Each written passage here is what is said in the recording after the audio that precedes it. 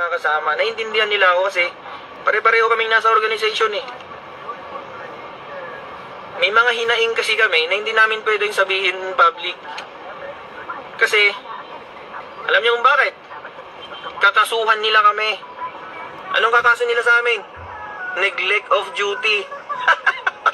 Anima ba? Ano yan? Neglect of duty na yan. Mag-share ka lang, mag-comment ka lang, mag-like ka lang. Ano yun? Neglect of duty na yan? Bakit? Duty ba ng pulis na hindi mag-like? Or duty ba ng pulis na umayon sa mga pinopost online? Duty ba ng pulis na hindi umayon sa mga pinopost online? Diba? Hindi duty ng pulis yan, mga kasama. Hindi duty ng pulis na mag-monitor ng mga post online. Hindi namin duty yan. Ang duty namin is to enforce the law. Yun lang ang ano namin, yun lang ang trabaho namin. Is to enforce the law. Because we are the law enforcer. Bakit? Pag-i-enforce ba ng law? Pag-i-enforce ba ng batas yung pag-monitor or pag-share, pag-like namin sa Facebook? Hindi namin yung trabaho. Pero hindi naman sinasabi sa batas na bawal yun. Wala naman nagsasabi sa batas na bawal yun, mga kasama. Pulis ako. Pwede akong mag-share, mag-like, mag-comment online bilang Pilipino. Sino nagsabing bawal yan? Di ba? Papuntahin mo dito. Meron akong patrol shoes dito. Sampalin ko ng patrol shoes yan. Tapang mo, idol. Di ba? Tapang mo, sir. Hindi trabaho, hindi duty ng pulis na hindi mag-like, hindi mag-share, at hindi mag-comment sa mga political issues. Wala sa duty namin yan, mga kasama. Kahit ilista mo lahat sa mga duty ng pulis yan, yung pagmumonitor man lang sa online post, yan. Yung mga Facebook post na yan, wala sa listahan ng mga ginudutihan ng mga pulis yan.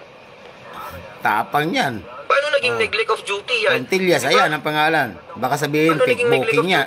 Fake ano yan? Fake. Kasi sinabi ng taas. Video. Fake sabi news. Ng taas, huwag ka mag-share, huwag ka mag-like, huwag ka mag-comment. Quintillas.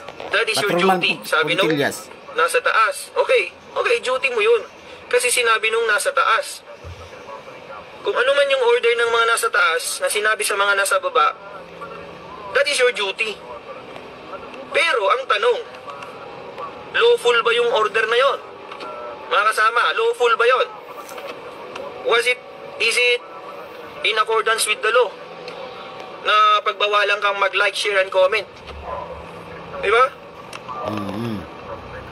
In accordance with the law ba yung ginagawa nila? Siyempre, hindi. It's definitely unlawful. Diba? Bawal yan. Kasi nga, fundamental right ng Pilipino, kahit sinong Pilipino, na magkaroon ng right to freedom of expression, right to freedom of speech, na sinasabi. Alam nyo yun, mga general yung mga yan, mga general, matataas na opisyal mga yan, di nila alam ang konstitusyon. Putik na yan, gagawa sila ng memorandum circular na, ay, bawal daw mag-like, mag-comment, mag-share. Para saan? Para hindi natin suportahan si Duterte. Putik. Ay, anong gusto nila? Sila lang ang bida, sila lang yung gustong masuportahan ng mga pulis, ng mga sundalo. Diba? Yun yung gusto kasi nilang mangyari. Ayaw nilang suportahan natin yung Duterte. Kahit ang gusto nating suportahan, yung mga Duterte, gusto nila. Yung mga Marcos, ang gusto nilang suportahan natin. Paano mo susuportahan yung taong ayaw mo? Diba? Alangan naman nakokontrolin nila yung utak natin. Alangan naman nakokontrolin nila yung isip natin, mga kasama. Ay, alam nyo yan, ang tawag dyan is grave coercion. May kaso yan, yung sinasabi nila na